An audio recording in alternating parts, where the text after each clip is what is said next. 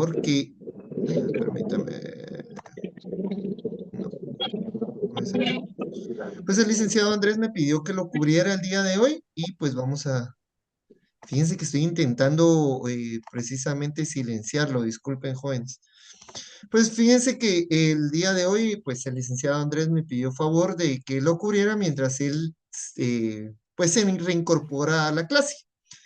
Eh, pues me imagino que estamos hablando de derecho agrario, un derecho muy bonito, de verdad. Creo que ustedes ya llevan algunos días iniciada su clase, me imagino que él ya les mencionó, pero fíjense que conforme uno va estudiando en la carrera, se va dando cuenta qué tan importante fue este derecho para nosotros. Fíjense que, no sé, ustedes como estudiantes sancarlistas, siempre cuando nosotros entramos a la U, ¿verdad? Este es uno de los primeros cursos. Yo tengo la oportunidad de dar clases en universidades privadas también.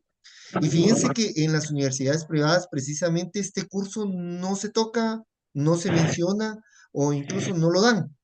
¿Por qué? Porque lo que sucede es que realmente lo que buscaba la revolución, no puedo, lo que buscaba realmente la revolución de 1944 eran diferentes reformas y dentro de esas podemos encontrar el decreto 900, ¿verdad? En su momento, no sé si ya se los explicó su catedrático, pero dentro de estas reformas era que realmente cada guatemalteco tuviéramos un pedacito de tierra de Guatemala, que fuéramos dueños de nuestro país, ¿verdad? Para que la influencia extranjera o extranjeros que quisieran adueñarse del país no solamente tuvieran esa situación de explotarnos, no solo laboralmente, ¿verdad? Sino que también estaban explotando nuestras tierras y nuestros impuestos. Entonces, esta revolución fue muy importante y precisamente analizándolo, posiblemente ustedes puedan analizarlo después, ya cuando se empiecen a especializar en un área, se van a dar cuenta que esta fue una etapa demasiado importante y esta ley era una ley muy importante. ¿Por qué? Porque imagínense qué hubiera sucedido si cada guatemalteco tuviéramos una parte, ¿verdad?, de nuestro país. Entonces, se oye muy bonito, se escucha muy bonito, incluso cuando nosotros entramos a la universidad, tenemos esa idea de un socialismo, ¿verdad? Y decimos, somos del Che Guevara. A mí me pasaba, yo decía, Che Guevara, mis playeras y demás. Pero al analizarlo ya desde otro punto de vista, uno se da cuenta y dice, no, o sea, realmente el socialismo nunca ha sido se ha podido llevar a la perfección, un socialismo como el que exponía Marx. Y si se dan cuenta, hay países que los han intentado, pero lamentablemente los que llegan forman un despotismo, llegan por un populismo también, ¿verdad? No por unas ideas lógicas. Entonces, es muy importante después, ustedes este curso lo van a pasar, es un curso, como les digo, muy bonito, eh, conforme se los vaya a dar su catedrático, y pues ahorita que vamos a hacer una pequeña presentación, pero es muy bonito de analizar. En un futuro, cuando ustedes ya estén estudiando una maestría, un posgrado, entonces sería un bonito tema para analizar, ¿verdad?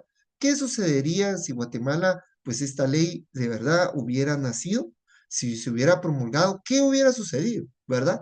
Esas implicaciones, ¿qué sucede con nuestro país después de esto? Bueno, es solo una pequeña reflexión en relación al curso y pues el licenciado Andrés me dejó aquí su presentación para que podamos compartirla y llevar a cabo el curso. Bueno, pues empieza con derecho agrario y me imagino que él ya, bueno, ya viene con sus antecedentes históricos de las normas jurídicas agrarias en Guatemala.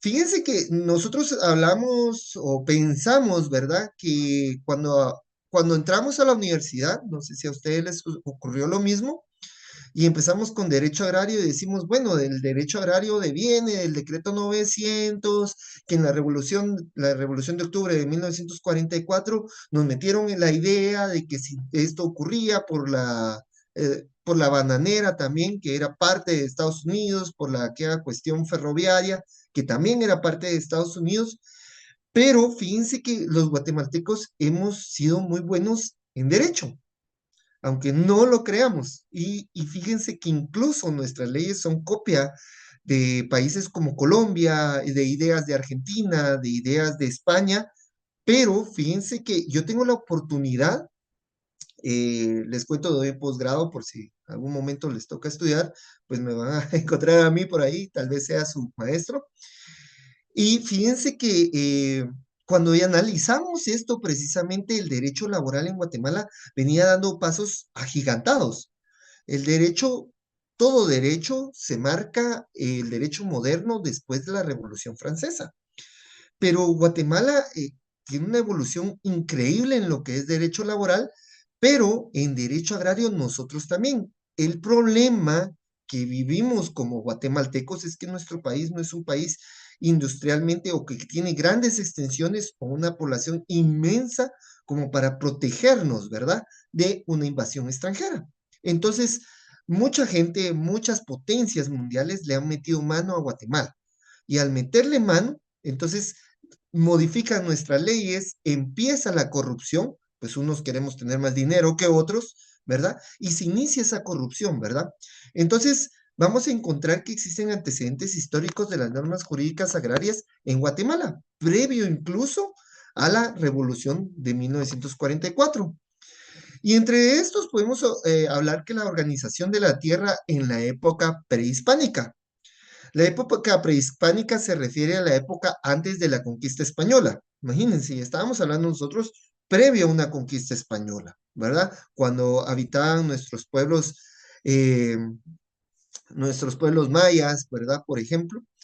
Bueno, y dice que también se le conoce como precolombia, perdón, precolombina o precolonial. En Guatemala la civilización dominante era la maya. Muy bien, yo creo que estamos bien claros en esto. Después la maya, pues se crean diferentes sectores, la quiché, poconchí, quechí, mam, etcétera.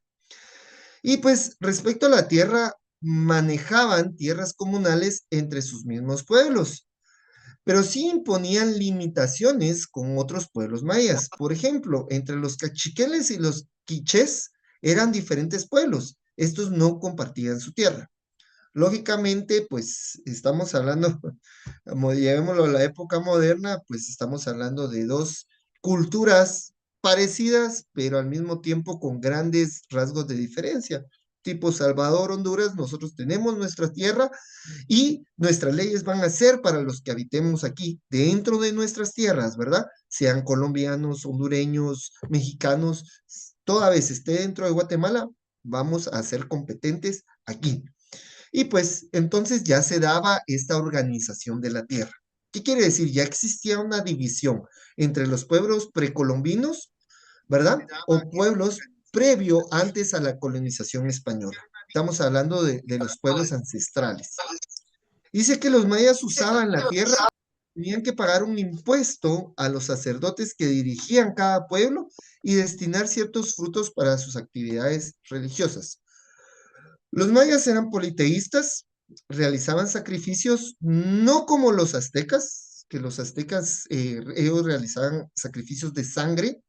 Los mayas realizaban más que sacrificios de sangre, ellos realizaban sacrificios en sus cultivos. El templo, o sea, los señores, ¿verdad? Los reyes, los descendientes, la nobleza, los sacerdotes, vivían precisamente de lo que el pueblo les daba. Y el pueblo, mientras más rica era la tierra, mejores eran los productos y ellos iban a ofrecer, ¿verdad? Sus productos para que esta nobleza pudiera vivir, ¿verdad? Y los sacerdotes también, y bendijeran la tierra, ¿verdad? Esa era la idea.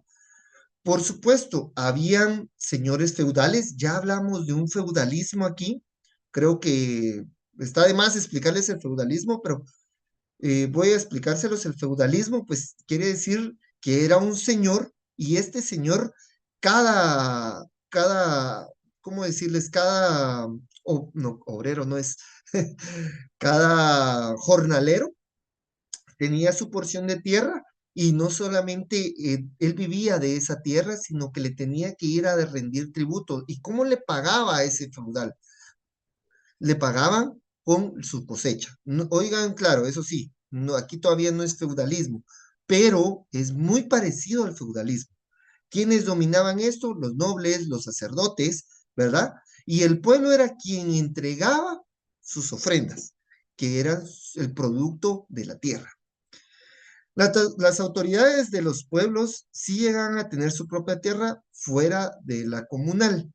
Muy bien. Entonces, no solamente, por ejemplo, Freddy Ríos tenía su porción de tierra que estaba dividida entre diferentes trabajadores, sino que aparte de eso venía yo y esta tierra conocida como comunal, donde todo el pueblo comía, donde cada familia sacaba su porción para poderse alimentar. Entonces yo tenía mi propia tierra, ¿verdad? Empezamos a hablar de la partición de tierras. Quiere decir de tener esa, ¿cómo decirles? Esa forma de poder dominar la tierra, ¿verdad? Permítame, es que de verdad quisiera, perdón, jóvenes, quisiera silenciar a los compañeros, pero como no creé yo el enlace, no puedo. Bueno, muy bien, continuemos. Yo creo que está claro. ¿Alguna duda, pregunta? Me pueden interrumpir, no tengan pena, ¿sí? Muy bien. Lico, solo una consulta. Sí, Buenas dígame. tardes. Buenas tardes. Sobre esto de la organización de la tierra de la época prehispánica, ¿usted por qué considera que al final esos pueblos tenían que pagar ese impuestos y al final creo que era, aparte de una esclavitud, creería yo, eh, ¿a qué fin iba todo en ese tiempo con los sacerdotes? Ok. Fíjense que en todas las culturas, ¿verdad? No solamente la maya, nosotros hablamos aquí la precolombina, ¿verdad? Y estos pueblos, porque es más lo nuestro, ¿verdad? Pero en todas las culturas, la nobleza era descendiente de los dioses, ¿ya? Y los dioses nos daban la vida. Por ejemplo, Dios Sol, ¿verdad? Dios lluvia, Dios guerra, Dios tierra, Dios muerte. Entonces, todos ellos eran descendientes directos o eran descendientes divinos. Entonces, ¿qué hacíamos nosotros? Bueno, los de ese momento, era lo que hacía, era darles un tributo, ¿verdad? Para que ellos bendijeran su tierra. Por ejemplo, Freddy Ríos, bueno, yo soy descendiente del dios Sol, ¿verdad? Y vienen y me van a dar a mí sus tributos. Entonces, al darme sus tributos, yo bendigo su tierra. Quiere decir que siempre habrá sol para su tierra. Bueno, eso era lo que se creía, ¿verdad? Entonces, desde aquí venimos muy bien lo que expone el compañero, realmente es una forma de esclavitud, ¿verdad? ¿Cómo no se rebelaba el pueblo? Dice, somos más, yo quiero vivir de lo que tengo. Pero entendamos esto, nosotros, si nos damos cuenta, en todas las civilizaciones, todos los reyes, nobleza, eran descendientes de los directos de los dioses, ¿verdad? Hijos de Zeus, ¿verdad? Hijos de Ra, ¿verdad? En este caso, hijos del sol, no me recuerdo cómo se llamaba el dios sol aquí en los pueblos ancestrales, ¿verdad? ¿Está respondida su pregunta, compañero? ¿Sí? Sí, Lick, perdón, es que Ok. ahí estaba, tenía problemas, pero sí, quedó claro. Ah, ok, excelente. Sí, era por eso mismo, ¿verdad? Ellos creían que eran descendientes de los dioses. Ah, ok, sí, eso era como que mi duda también me surgió, pero sí, porque tenía ese fin también, ¿verdad? Gracias. Exacto, era por rendir tributo. Bueno, y no solamente eso, sino que las autoridades tenían afuera sus terrenos, ¿verdad? O sea, me voy a mi finquita a pasármela bien con mi familia y tengo a mis jornaleros, ¿verdad? Que no solamente van a vivir de eso, sino que todo me lo van a dar a mí, como que él sembrara la tierra, ¿verdad? O pues tenía mis lugares donde tenía mis demás, mi harén, ¿verdad? Más mujeres, más hijos y demás, ganado, comida y todo lo demás. Bueno, entonces pasamos después de de ver nosotros que el hombre siempre ha tenido necesidad de esa división de la tierra, porque vivimos de la tierra, ¿verdad? Entonces después viene la propiedad agraria en la época colonial. Pues comienza la conquista en América por parte de los españoles el 12 de octubre de 1492 y da como resultados tratos inhumanos a los pueblos nativos. Muy bien, eso lo conocemos la historia, se apropian de los pueblos, de las tierras, perdón, de las tierras, de los recursos y le quitan a nuestra gente lo que por derecho les pertenece, ¿verdad? Y ellos empiezan a administrarlo y a tenerlo. Y no solamente eso, entonces aquellos grandes reyes a los que se les rendía tributo, ellos empiezan a ser esclavos y empiezan a trabajar la tierra para los españoles. Era lo que yo les decía, lamentablemente somos un pueblo que ha sido muchas veces conquistado. Nosotros no nos damos cuenta, pero en su oportunidad y de ética nos conquistó Estados Unidos. Somos parte realmente, ¿verdad? Decimos, no, tenemos soberanía y demás, pero muchas veces se ve afectada por estas situaciones, ¿verdad? Y aquí sí entró España con todo y empieza a quitarle las tierras a los indígenas, ¿verdad? Entonces Lick, dice que, manda, mire una consultita. Por ejemplo, dígame. ¿usted cree que si no hubiéramos sido conquistados, podríamos ser una potencia, digamos, como Estados Unidos, por ejemplo, si no nos hubiéramos dejado conquistar? Posiblemente seríamos una potencia. Sí, Ya recuérdense tanto que, por ¿verdad? turismo, por el Ah, sí, turismo, por la economía que generamos, creería yo también que seríamos, pues, un ente exacto, fundamental como Estados Unidos, pero no sé su exacto. punto de vista. No, sí, sí, exacto. Incluso si ustedes se dan cuenta, ¿qué vino de España aquí a Guatemala? Vinieron ladrones, asesinos, vinieron prostitutas, ¿verdad? Todo eso, todo lo malo que no querían allá, nos lo mandaron a nosotros, ¿verdad? Y pues me imagino que en pueblos ancestrales también había gente que le gustaba aprovecharse, ¿verdad? De la gente, pero había mucho respeto, ¿verdad? Entre ellos mismos.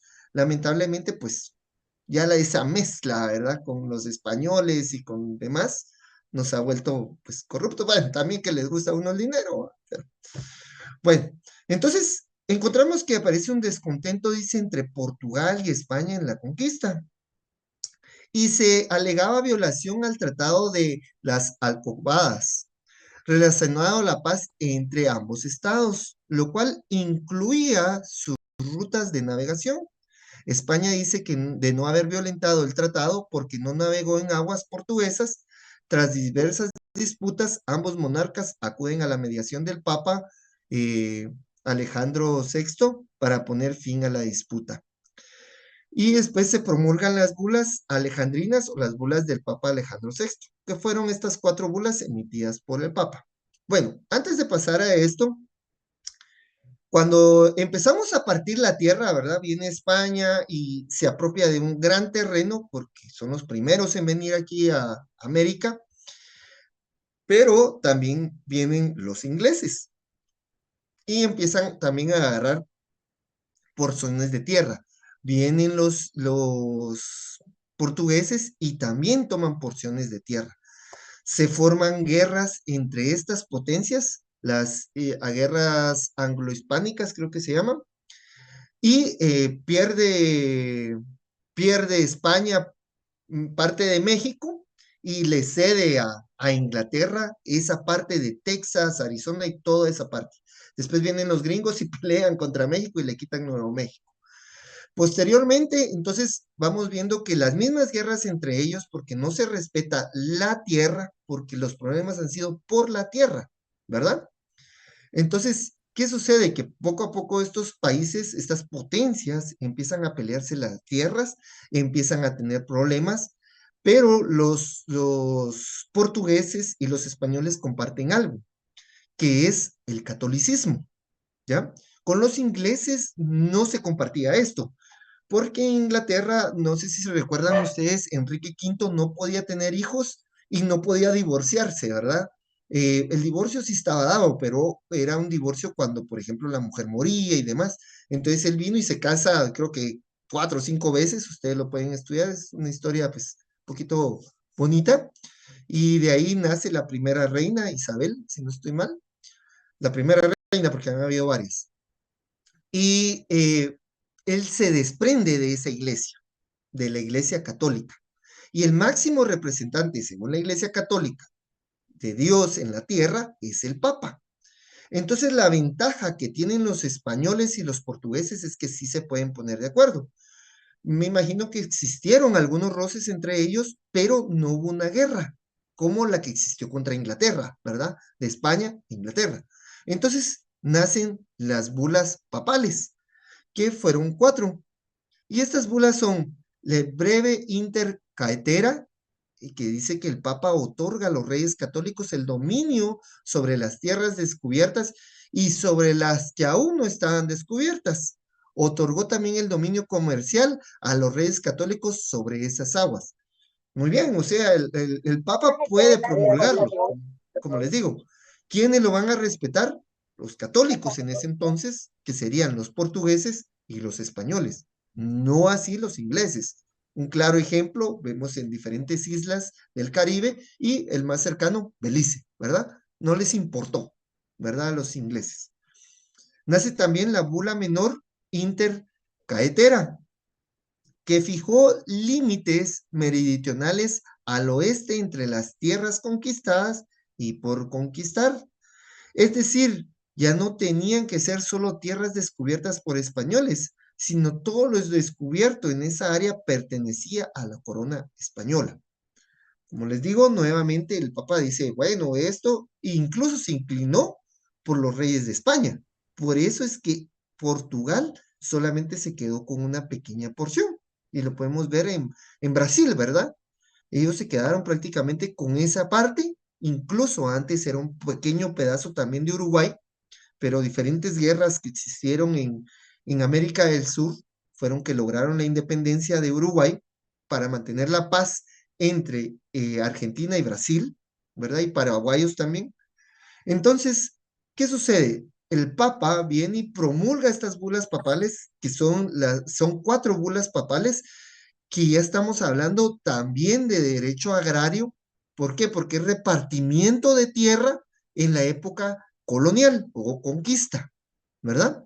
Entonces es el repartimiento, nuevamente se lo repito, repartimiento de las tierras. Con estas 4 bulas, pues puede ser leyes emitidas por el Papa, ¿ya? ¿Quiénes la iban a respetar nuevamente? Los portugueses, los españoles.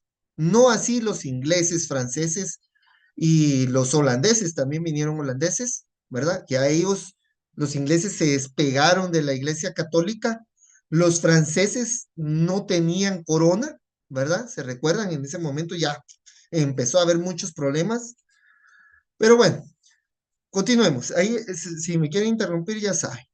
Bueno, aparece después la bula menor Eximiane de Botionis,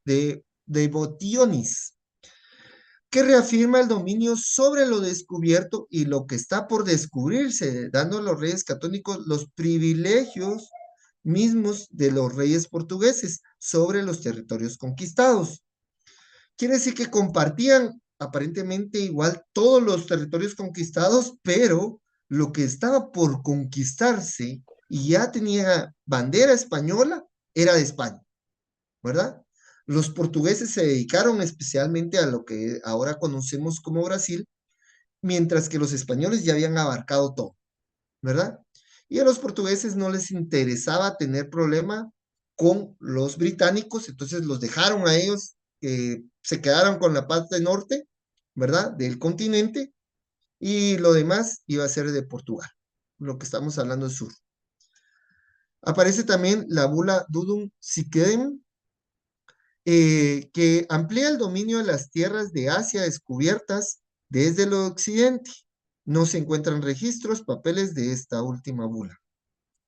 Muy bien, quiere decir que sí existe historia al referirse a estas bulas. Entonces, la primera es que el Papa le otorga a los reyes católicos el dominio sobre las tierras descubiertas, ¿verdad? Pero no menciona qué reyes católicos, solo dice los reyes católicos. Ok, puede ser España y Portugal. Después dice que fija los límites meridionales entre las tierras conquistadas y las por conquistar, ¿verdad? Fija los límites de las tierras que ya habían sido conquistadas y las que estaban por descubrirse también. Decía que los españoles iban a ser los que eran los dueños de esas tierras por conquistar, pero que ambas coronas igual iban a ser los reyes, ¿verdad? ¿Está clara estas bulas papales? Me imagino que Lick los va a examinar precisamente también de estas bulas. Muy bien, continuamos entonces y aparece algo que vamos a llamar la encomienda. Bueno, la encomienda era una forma de explotación y esclavizar a los pueblos indígenas. Continuamos siempre en la época colonial.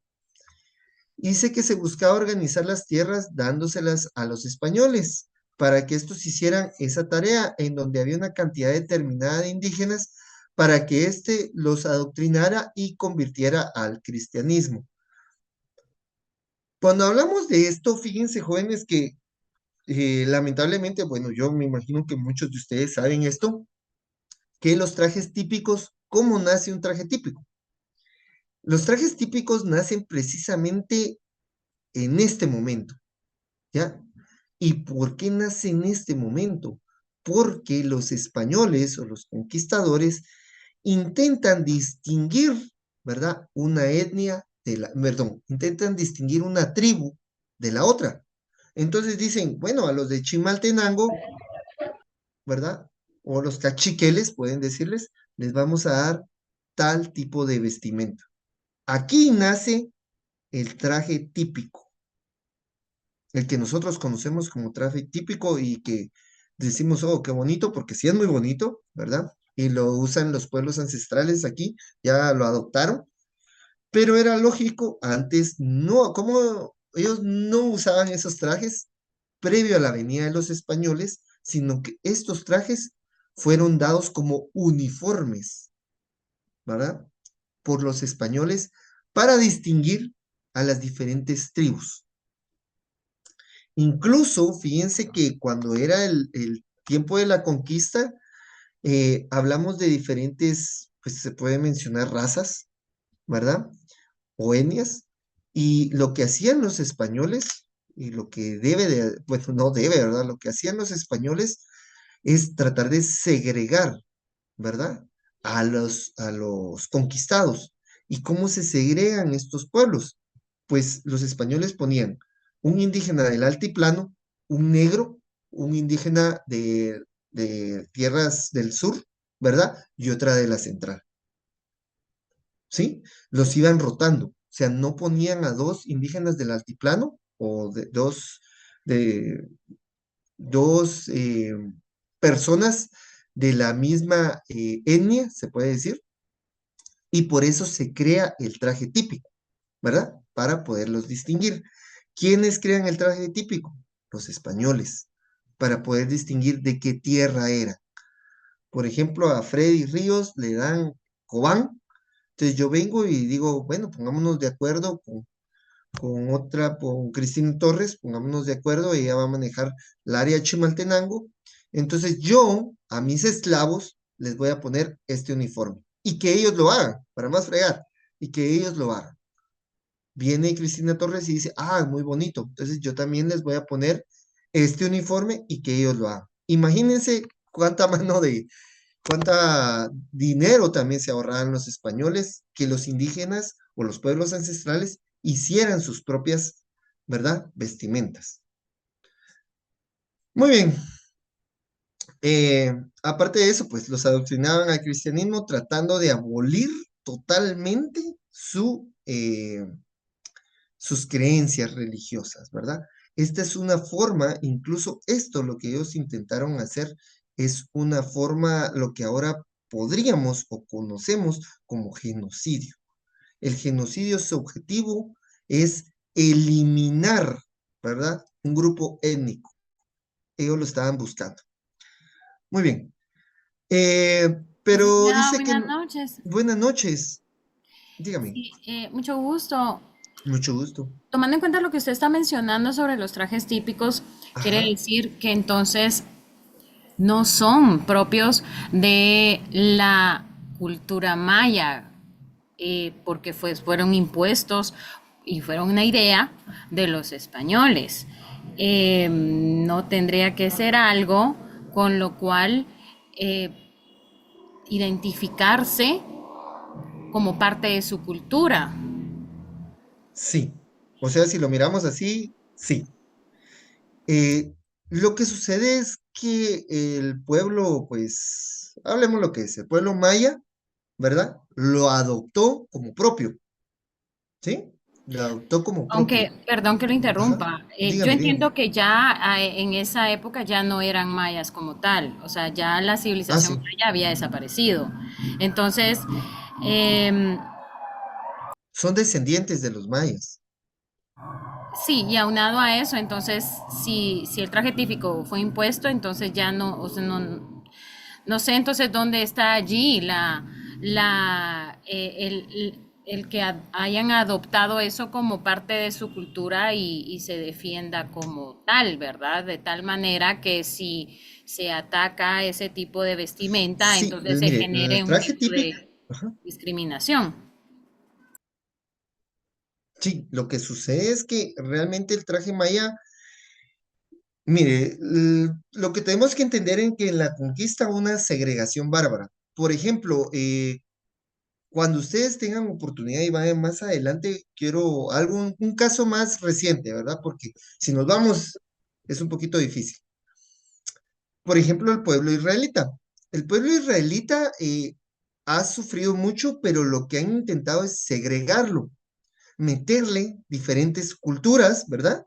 Meterle diferentes situaciones, pero fíjense que el pueblo israelita es muy radical, muy, muy, muy radical. Ellos son muy radicales, es muy difícil, ¿verdad? Que este pueblo se pueda segregar tan fácilmente o adopte otro tipo de cultura.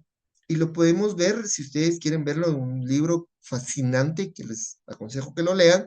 Yo lo he leído varias veces. Por ejemplo, la Biblia.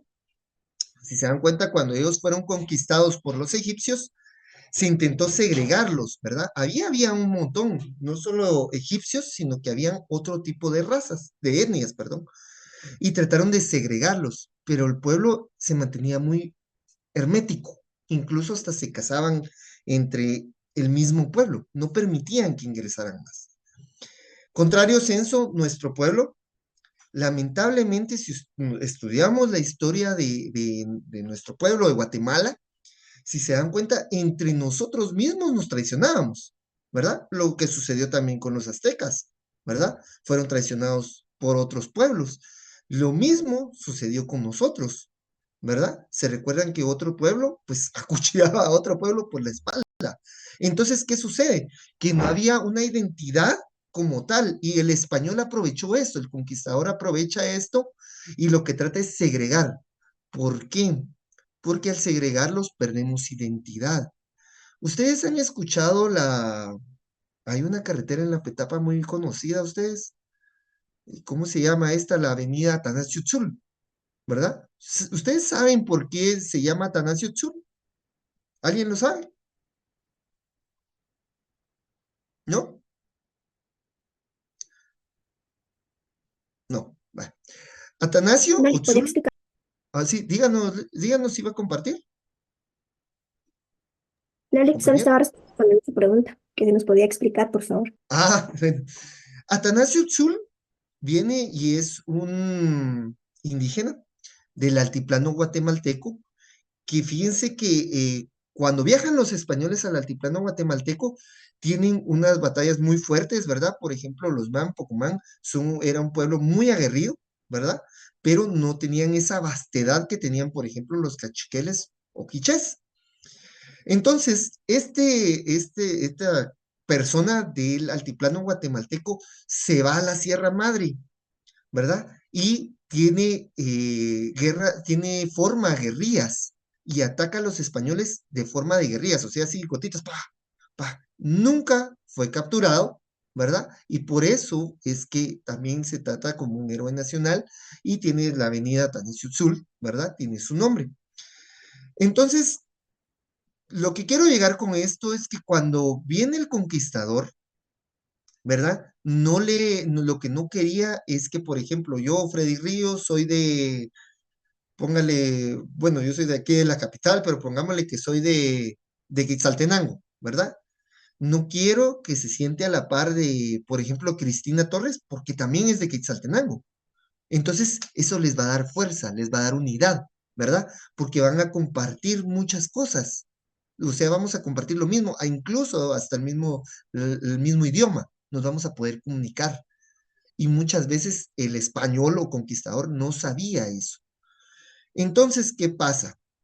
Nos segregan a cada uno, así como les decía, ponían a alguien del altiplano, un negro que traían de África, ponían incluso a veces hasta un azteca, ¿verdad? Y traían a otro que era del sur o del centro y nos regaban. Entonces, ¿qué pasó?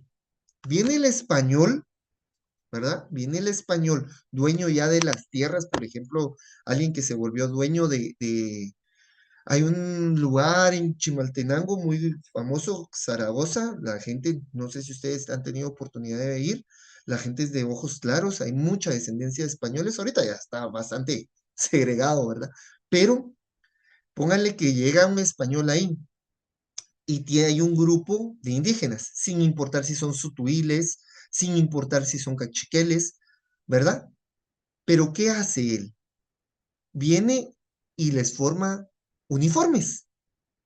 ¿Ya? Les hace uniformes. Les dice, tú ven, quiero que me hagas un uniforme, pero el indígena, pues, la persona del pueblo ancestral, pues también le pone su sazón, ¿verdad? A su uniforme y se empieza a crear el traje típico que nosotros conocemos. Ahí se crea el traje típico, para diferenciar a la gente de Chimaltenango con los de Cobán, ¿verdad?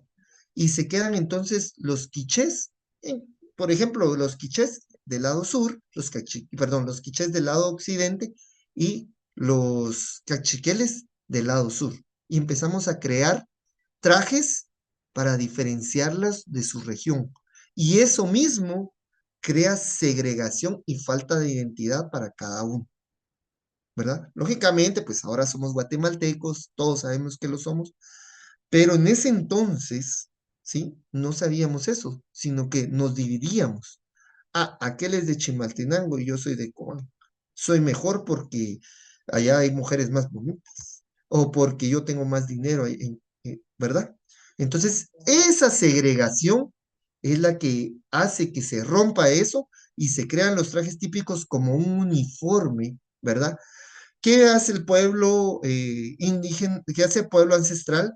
Lo adopta como propio, ¿verdad? Lo adopta como propio, como les digo, le ponen vestigios propios, ¿verdad? También, no solamente del español, sino vestigios propios, ¿verdad? Porque era como un clamor, ¿verdad?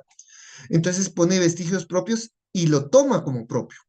Entonces, hablar del traje típico se puede decir que es parte, ¿verdad? De los pueblos ancestrales, pero quiere decir que ha sido obtenido, ¿verdad?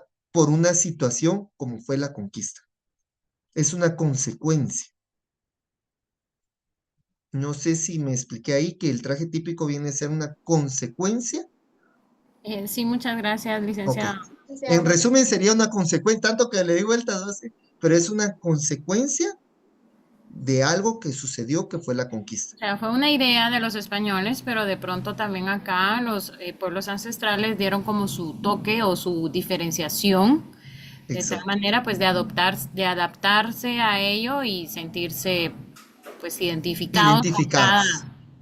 Ah, ok. Muchas gracias. Exacto, muy bien. Sí, ellos le dieron su toque y se sintieron identificados, ¿verdad? Ah, yo soy de Chimaltenango, ¿verdad? O yo soy cachiquel, ¿verdad? En este caso. Muy bien. Yo creo que ahí Ese es se, el resumen. Ajá, dígame. perdón, ahí yo creo que hace referencia a todo Occidente, ¿verdad? Porque creo yo que si usted se ha dado cuenta en los trajes de todo Occidente, a veces hasta en los departamentos hay algo típico que los hace diferente a los otros departamentos. No sé si se ha percatado también de eso. Exactamente. Sí, incluso en Cobán las faldas son abiertas, ¿verdad? Pero hay un municipio de Cobán que tiene una peculiaridad, ¿verdad? Precisamente lo que usted menciona. O sea, cada quien lo ha hecho peculiar, pero es una consecuencia. O sea, el traje típico nace de una consecuencia, que fue la conquista, ¿verdad? Y los pueblos lo adoptaron como propio para crear identidad, ¿verdad? ¿Está claro ahí? Que es Sí, una Lick. consecuencia. Ah, Sí, va, muchas gracias. excelente. Muy bien. Bueno, entonces, Pero no solo se encargaba del tema religioso, el español, ¿verdad? Sino también de un interés tributario en donde los indígenas también entregaban tributos a los encomendadores, perdón, a los encomenderos, como lo eran los productos agrícolas, animales, materiales de costura para hacer sus prendas de vestir. Desde la época colonial venimos pagando impuestos, ustedes, estamos jodidos. Dice, bueno, la naturaleza de esta no era la propiedad de la tierra del conquistador, aunque estos terminaban apropiándose de ella. No había ninguna retribución a los pueblos indígenas por el trabajo de la tierra. Muy bien, cuando nosotros miramos la época precolonial, ¿verdad? O precolombina, estamos hablando de que los pueblos ya empezaban a dividir las tierras, ¿verdad? Tierra comunal, ¿verdad? Y la tierra que tenían la realeza. Pero en la tierra comunal usted podía obtener para vivir, ¿verdad? Y aparte, pues, ir a entregar su tributo. Pero aquí estamos hablando de que ya el español venía, o el conquistador venía, y tomaba todo. A él no le interesaba nada más, sino que tomar todo. Los hacía a ustedes pagar tributos y les daba todo. Me imagino que, pues, él les daba sus alimentos y demás, como un señor feudal, ¿verdad? Pero era una explotación bárbara. Y recuérdense que eran esclavos, ¿verdad? Ellos eran esclavos, siendo esclavos pagaban tributo, todavía. Muy bien. Entonces, a esto le vamos a llamar encomienda en la época colonial. En esta encomienda se crea el traje típico, se crea eso, lo que estamos hablando de que el conquistador trató de volverlos religiosos y el conquistador toma la tierra, ¿verdad? Que le pertenece a los pueblos ancestrales. Ya lo empiezan a dividir entre ellos mismos. Y pues aparece el repartimiento, siempre en la época colonial. Y pues dice que surge posterior a la encomienda.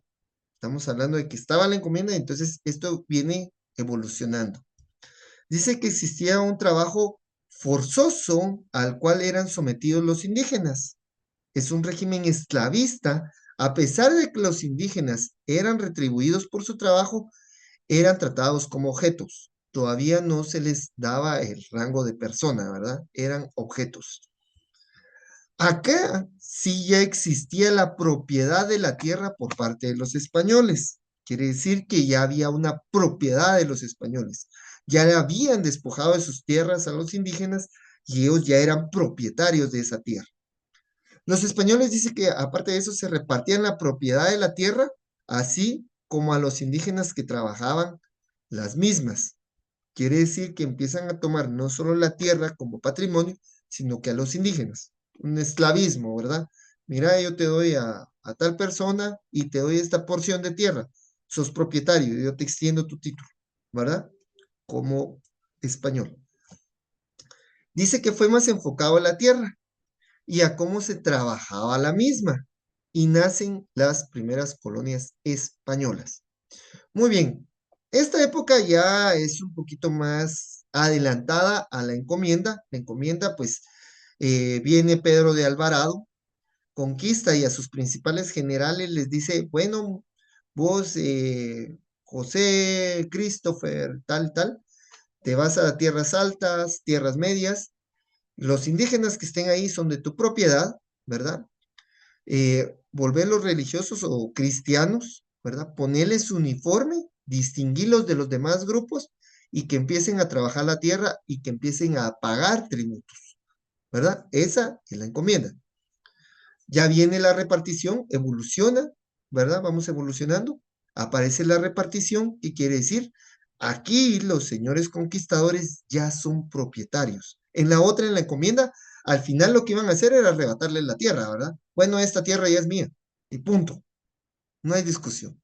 Aquí, en el repartimiento, ya hablamos que los españoles ya son propietarios, ¿verdad? Freddy Ríos ya es propietario de tantas manzanas, ¿verdad? Ya puedo yo incluso vender, enajenar o dar, ¿verdad? A otro, a quien yo quiera, ¿verdad? Toda vez que no sea un esclavo, mi tierra, y le puedo dar también esclavos como parte de mi patrimonio.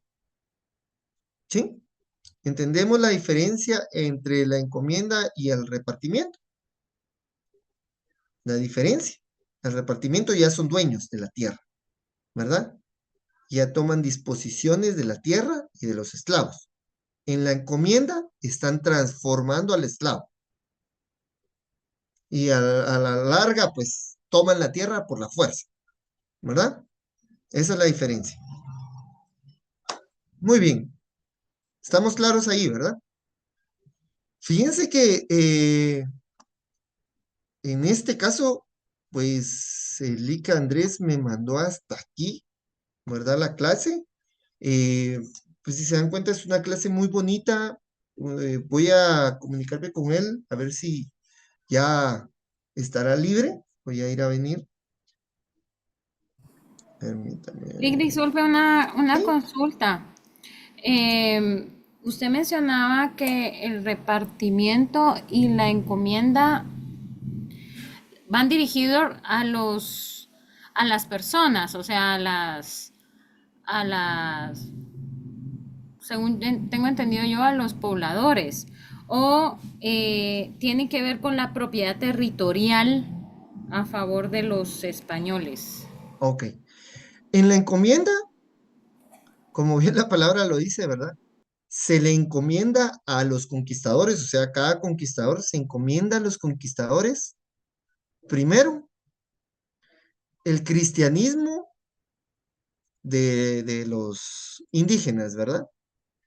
Y se puede decir la apropiación, o sea, el objetivo a la larga es la apropiación de la tierra por la fuerza. O sea, ya los habían conquistado, sí, ¿verdad? Pero entonces ahora va a decir, esta tierra es mía y va a crear títulos de propiedad, ¿ya? Yo me voy a Chimaltenango y digo, bueno, de aquí para allá es mi tierra, ¿sí? Y empezamos a crear títulos de propiedad. Y la gente que está ahí adentro de Chimaltenango va a ser parte de mi patrimonio. Esa es la encomienda, ¿sí?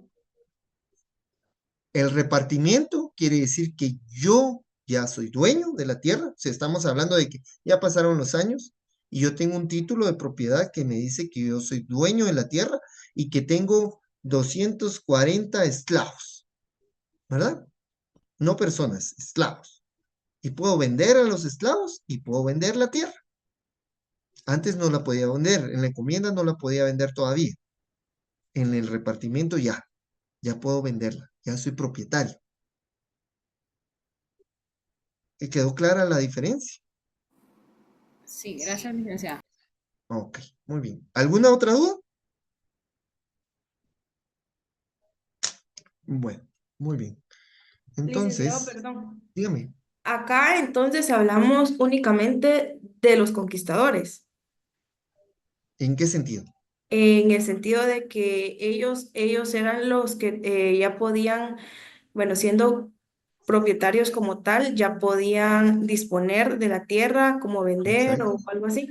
Pero Exacto, sí. ¿solo estamos hablando de ellos o tenían, digamos, los demás pobladores tenían también autorización de hacer eso? No, en la época precolombina eran los reyes, ¿verdad? Los que disponían de la tierra. Hay Los, una tierra comunal y una tierra que ellos también tenían, ¿verdad? Aquí sí, hablamos de tierra. Y en la... únicamente. Sí, pero hay diferentes vestigios, ¿verdad? Por ejemplo, la venta de esclavos, los trajes típicos, por ejemplo, también. Pero cuando ya entramos a la época colonial, vamos a entender que se dividen en diferentes fases, ¿verdad? La fase de la conquista, la fase del repartimiento, perdón, la fase de la conquista, la fase de la encomienda y la fase del repartimiento, ¿verdad? Y aquí sí vamos a hablar de los conquistadores. ¿Por qué los conquistadores? Porque ellos eran ya los dueños de la tierra, ¿verdad? Se apropiaron de la tierra. Era lo que yo les decía.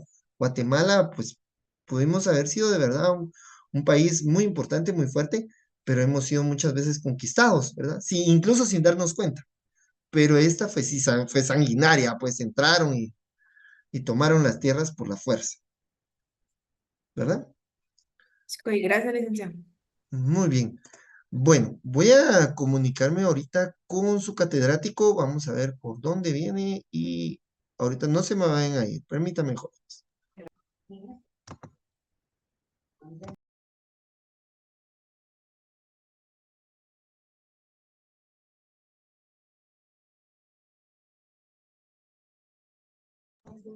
Bueno, muy bien, jóvenes, ya platiqué aquí con el Lic Andrés. Cualquier consulta, pregunta, pueden comunicarse con él. También está, pues, la compañera auxiliar. Les agradezco su atención. Entonces, aquí estaríamos, hasta aquí llegaríamos al punto dado el día de hoy. Fue un gusto haber compartido con ustedes y también yo estoy para servirles. Mi nombre es Freddy Ríos y pues feliz noche, Dios me los bendiga. Gracias, licenciado. Feliz noche. Gracias. Buenas noches. Licenciado, Muchas gracias, licenciado. Feliz noche. Feliz noche. Feliz noche a todos. Feliz noche. Feliz Buenas noche. noches, Luis. Licenciado, mucho Feliz gusto. noche. Feliz noche, Luis.